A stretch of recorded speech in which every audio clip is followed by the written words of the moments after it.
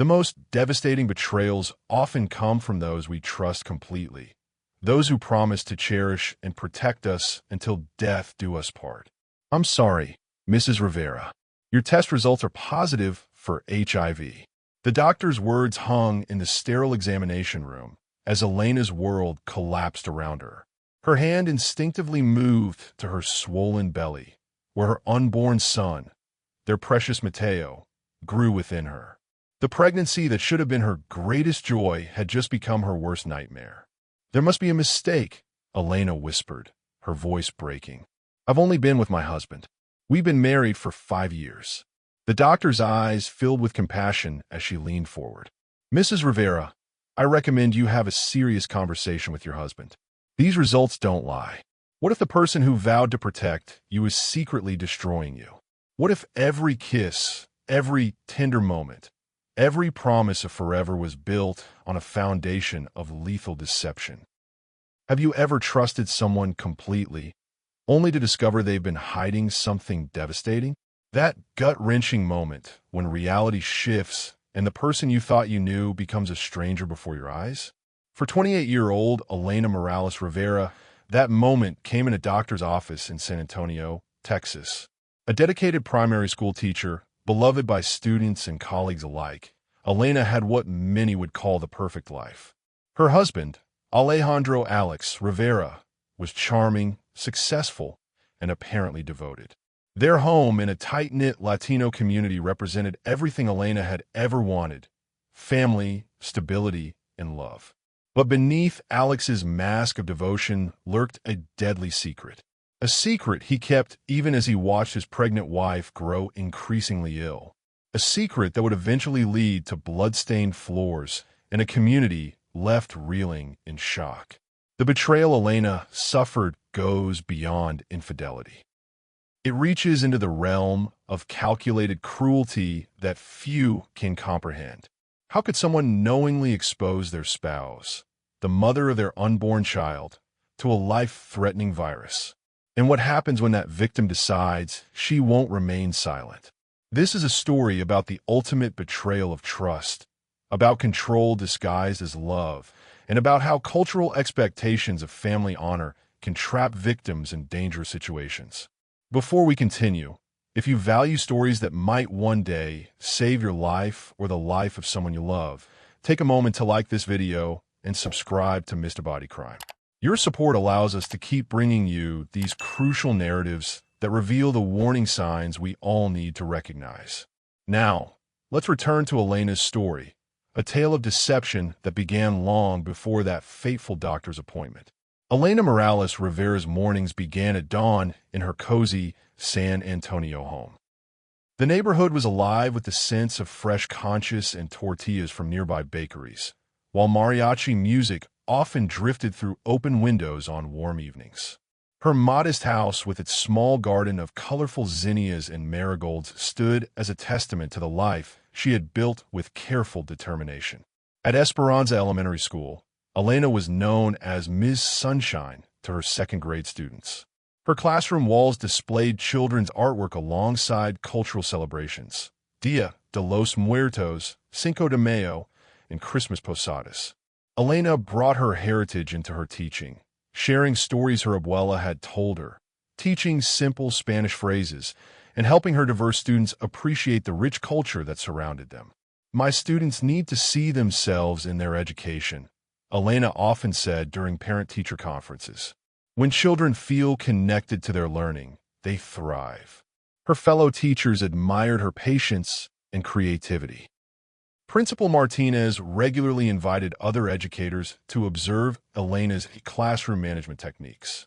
Her gift for connecting with troubled students made her particularly valuable.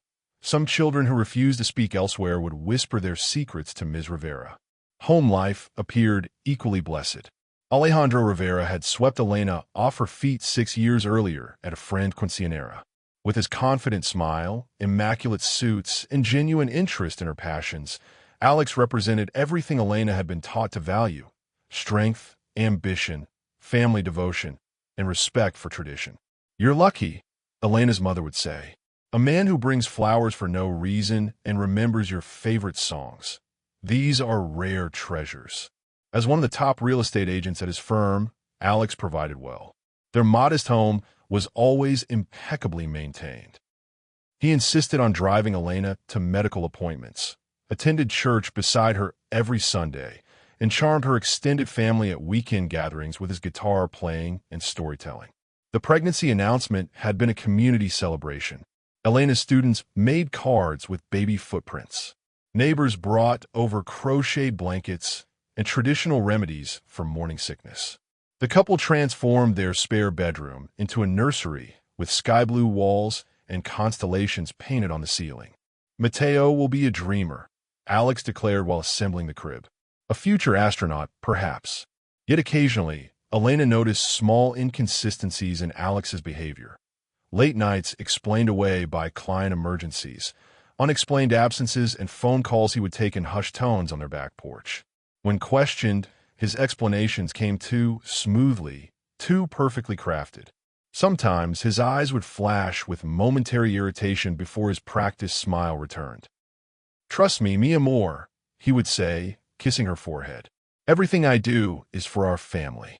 Elena pushed these concerns aside, focusing instead on the nursery plans, the baby shower preparations, and her growing expectation of motherhood. After all, perfect lives required occasional compromises, or so she had been taught to believe.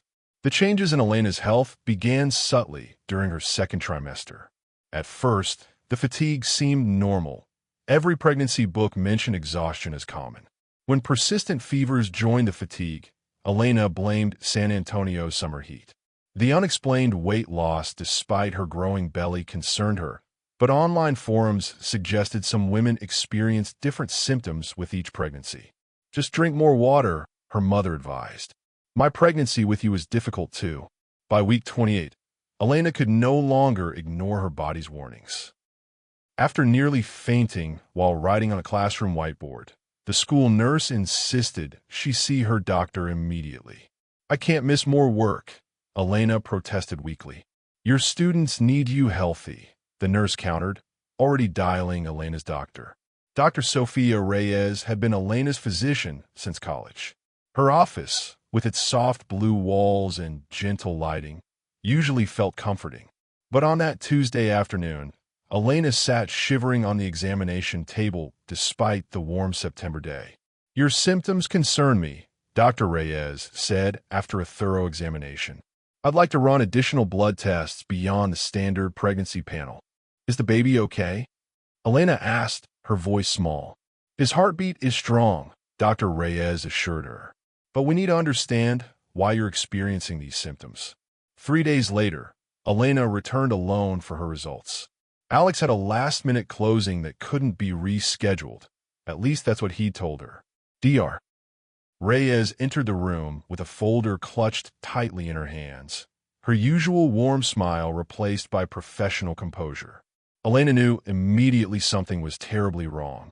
"Elena," Dr. Reyes began carefully, "your test results show you're HIV positive." The words hung between them, impossible and heavy. "That can't be right," Elena whispered. "There must be a mistake." "We ran the test twice," Dr. Reyes replied gently. "I'm so sorry."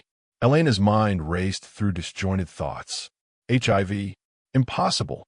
She'd only been with Alex since college. They were married. They were having a baby. People like her, teachers, wives, expectant mothers, didn't get HIV. "What about the baby?" she finally managed. "We'll start you on antiretroviral medication immediately," Dr. Reyes explained. "When properly treated, the risk of transmission to your baby decreases dramatically." Elena nodded mechanically, processing nothing. "Elena," Dr. Reyes said softly, "given your medical history and what you've shared about your relationship, I believe you should have a conversation with your husband."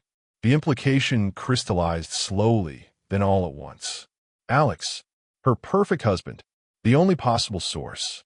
"He wouldn't," Elena murmured. "He couldn't do this to me, to our baby." But even as she defended him, fragments of doubt surfaced. His unexplained absences, mysterious phone calls, occasional weekends away for work conferences.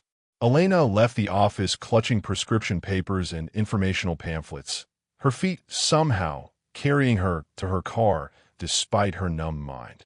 In the privacy of her vehicle, she finally released a scream that had been building since Dr. Reyes spoke those life-altering words, a primal sound of betrayal and fear that fogged her windows and left her gasping for breath. Her perfect life had just shattered into 1,000 jagged pieces. Elena sat at the kitchen table that evening, medical papers spread before her, waiting for the sound of Alex's key in the lock. The house that once felt like a sanctuary now seemed to close in around her, walls bearing witness to a life built on lies. When Alex finally arrived, his smile faded at the sight of her tear-stained face. "What's wrong, mi amor?" he asked, setting down his briefcase. Elena pushed the medical report across the table. "I'm HIV positive, Alex."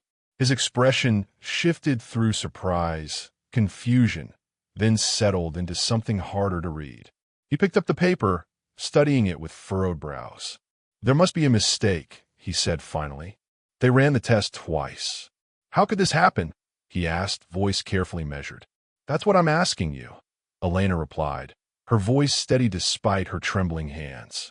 "I've only been with you. Ever." Alex's posture changed, shoulders straightening, jaw tightening. "What exactly are you accusing me of? Did you know? Before we married? Before I got pregnant?" Elena said. "This is crazy." Alex paced the kitchen. "You think I gave you HIV? Maybe you should consider where else you might have gotten it." Elena stared at him, stunned. "What are you saying?" "I'm saying people make mistakes, Elena. Maybe there's something you're not telling me. I've never been with anyone else." "What about that school trip to Houston last year?" Alex countered. "You came back different. A teaching conference? Are you serious? Were your weekly coffee dates with Miguel from school?" "Miguel is gay and married to David. You've met them both dozens of times." Alex slammed his hand on the counter. "How dare you accuse me of something like this? After everything I've done for you? For us?" His outburst hung between them. Elena had never seen this version of Alex. Cold, calculating, twisting reality. "Our baby could be infected," she whispered. "Don't you care?" "Of course I care." Alex softened immediately, approaching her. "I'm just shocked. We'll figure this out together. Maybe it was a blood transfusion or contaminated equipment at the dentist." As he offered increasingly implausible explanations, Elena saw clearly for the first time. This was not a man searching for truth, but one desperately hiding it. "I need some air," she said, standing abruptly. "Where are you going?" His voice sharpened. "To my sister's." "Now? It's almost 9. We need to deal with this together." "I can't be here right now." Alex moved between her and the door. "You're emotional. You shouldn't drive." "Move, Alex. Let's talk about this rationally." "Move." Something in her tone made him step aside. As Elena drove to Marisol's apartment across town, her phone lit up with text from Alex. "I'm worried about you. Come home so we can talk. You're overreacting. Think about the baby."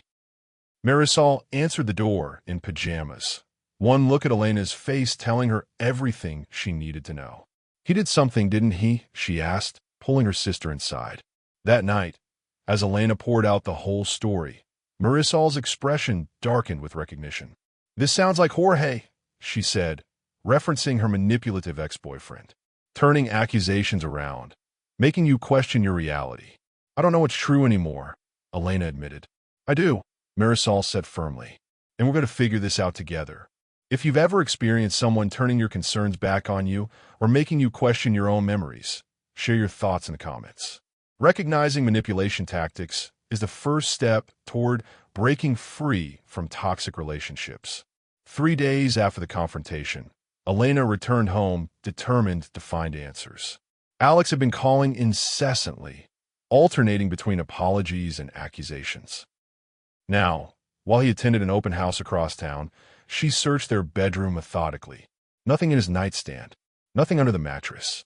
His dresser drawers revealed only neatly folded clothes.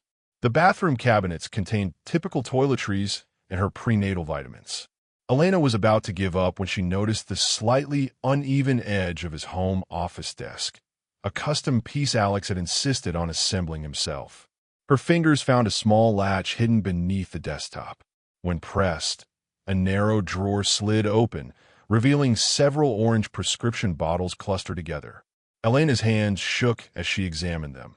Antiretroviral medications prescribed to Alejandro Rivera, dating back 3 years, more than a year before their wedding. The room seemed to tilt as Elena sank into Alex's leather chair, bottles scattered across her lap. This wasn't a recent diagnosis he'd been afraid to share. This wasn't a mistake or misunderstanding.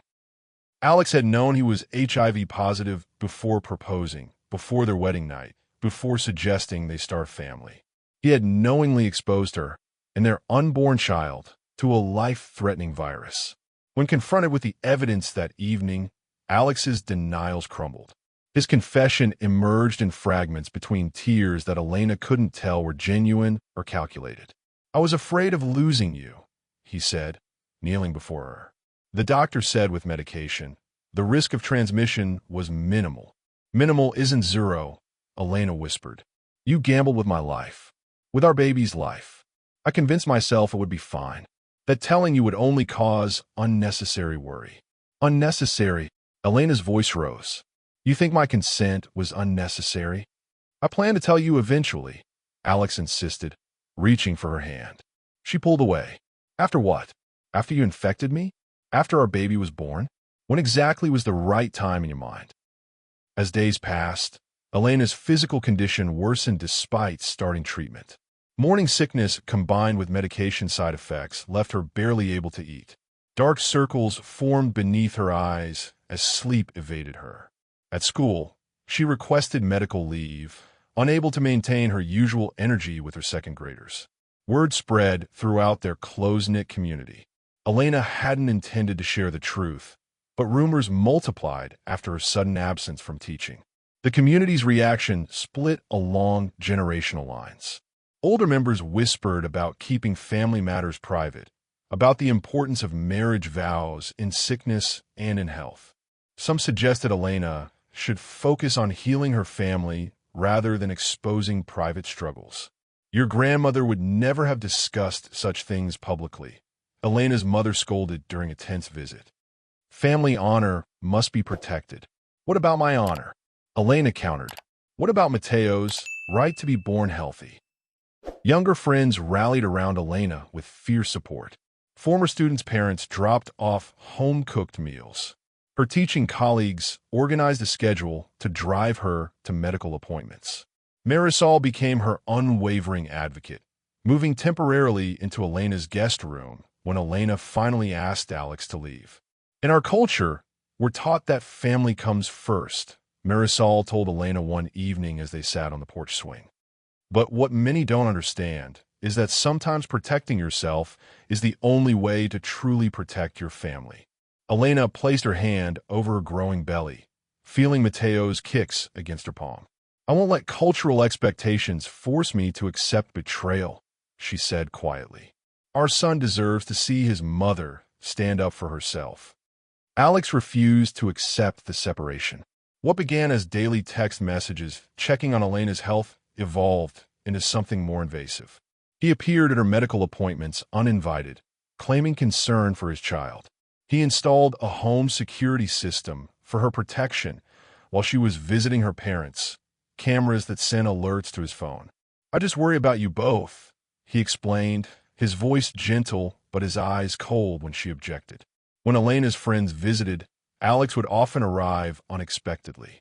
His presence transformed light-hearted conversations into tense exchanges. One by one, her support network dwindled as people became uncomfortable with the obvious tension. "He waits in his car outside my house sometimes," Elena confided to Marisol. "He follows me to the grocery store, to doctor appointments. He says it's because he cares." "That's not care," Marisol replied. "That's control." The monitoring intensified after Elena filed for divorce.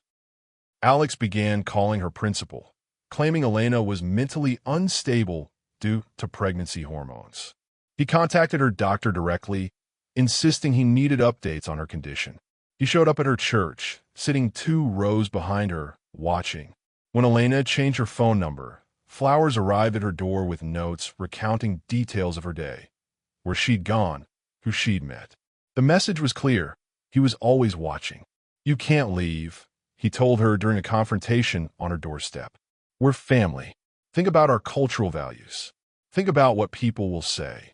His calm exterior cracked that night, revealing the rage beneath. No one will want you now, he hissed. Who would take a pregnant woman with HIV? You need me. Elena locked herself in the bathroom, hands trembling as she called Marisol. The next day, Marisol brought Elena to Nuevos Comienzos, a women's shelter specializing in supporting Latina victims of domestic abuse. There, Elena met Rosa Diaz, a social worker with 20 years of experience. What you're experiencing is textbook isolation and intimidation, Rosa explained, her warm eyes holding Elena's gaze. These behaviors often escalate when abusers feel they're losing control. Rosa helped Elena document everything. Photographs of Alex's car outside her house, screenshots of excessive texts, recordings of threatening voicemails, statements from witnesses who'd seen him following her. Documentation creates credibility, Rosa emphasized. The system may question your word alone, but it cannot ignore consistent evidence. Together, they crafted a safety plan. Elena installed new locks and blackout curtains. Trusted neighbors agreed to call police at signs of Alex's presence. Marisol accompanied her to all appointments. Most importantly, Elena secured an attorney who specialized in domestic violence cases involving pregnancy. Many women in our community stay because of family pressure, Rosa told Elena during a group session. They hear that suffering in silence is noble, that keeping family together matters more than personal safety. This is how generational trauma persists. Elena placed her hand protectively over her belly. Not for my son, she said firmly. This cycle ends with me. October brought early storms to San Antonio. Rain lashed against Elena's windows as thunder shook the small house. Most of her neighbors had retreated indoors, leaving the streets deserted and dark except for occasional flashes of lightning. Inside, Elena arranged documents on her dining table. Divorce papers, a newly granted temporary restraining order, and evidence of Alex's harassment compiled over weeks. Her attorney had cautioned against meeting him alone, but Elena insisted on ending things on her terms, in her home, with Marisol present in the next room. Rosa will be on standby, Marisol reminded her, squeezing her shoulder. And Mrs. Gonzalez next door knows to listen for trouble. Elena nodded, smoothing her blouse over her 7-month belly. I need to look him in the eye when I do this. I need him to understand it's truly over. At precisely 8 o'clock, headlights swept across the living room as Alex's car pulled into the driveway. Elena took a deep breath, straightened her spine, and opened the door before he could knock. You're letting rain in, were his first words, brushing water from his jacket. This won't take long, Elena replied, gesturing to the dining table. I've made my decision. Alex's eyes darted around the room, noting the packed boxes against the wall. You moving? Marisol found us an apartment across town. Elena sat down, sliding the documents forward. These are divorce papers and a restraining order. You need to stay 100 yards away from me and my workplace. Alex remained standing, hands clenched at his sides. After everything I've done for you, you'd throw away our marriage, our family. You betrayed me in the worst possible way, Elena said quietly. You knowingly exposed me to HIV. You've been controlling me, stalking me. I've been protecting you. Alex's voice rose. Everything I did was for us. There is no us anymore. Elena pointed to the signature line. Sign the papers, Alex. Lightning flashed, illuminating the rage, transforming his face. You think you can just discard me? That anyone else would want you now. I don't need anyone else. I need freedom from you. Alex grabbed the papers, tearing them in half. No one leaves me. Elena stood, backing toward the kitchen. Marisol is here. The neighbors are watching. Don't make this worse. Worse? Alex laughed bitterly, following her. You've destroyed everything we built. You've turned our community against me with your lies. They're not lies. You infected me. You risked our baby's health. A baby you'll try to keep from me, he snarled, advancing slowly. You did this, not me. Elena's voice remained steady despite her racing heart. Leave now, or "I'm calling the police." As she reached for her phone, Alex lunged forward, knocking it from her hand. Elena scrambled backward, her hip colliding with the kitchen counter. "Alex, stop!" she cried, grabbing the nearest object, a flower vase, and holding it protectively. In one fluid motion, Alex grabbed a knife from the counter block. Time seemed to slow as Elena registered the glint of metal in his hand. "If I can't have our family," he whispered, "no one will." The first stab caught Elena in the shoulder. She screamed, the vase shattering as it hit the floor. The second punctured her side, hot pain blooming across her abdomen. As she collapsed, her only thought was of Mateo. Marisol's scream merged with the thunder as she burst into the kitchen. Simultaneously, the back door crashed open. Mrs. Gonzalez wielding a baseball bat, her husband behind her calling 911. Alex fled through the front door into the storm, leaving Elena bleeding on the kitchen tiles, her hands protectively curved around her belly. Domestic violence escalates gradually, with warning signs many miss until it's too late. Share this video to help others recognize these patterns before they turn deadly. Knowledge saves lives. Mrs. Gonzalez cradled Elena's head while her husband applied pressure to the wounds. Paramedics arrived within minutes, rushing Elena to University Hospital. Despite emergency surgery and multiple blood transfusions, she never regained consciousness. At 2:17 a.m., Elena Morales Rivera was pronounced dead. In a remarkable turn, doctors performed an emergency C-section, delivering Mateo Rivera 8 weeks premature, but alive. He weighed just 4 pounds, his tiny lungs struggling for each breath.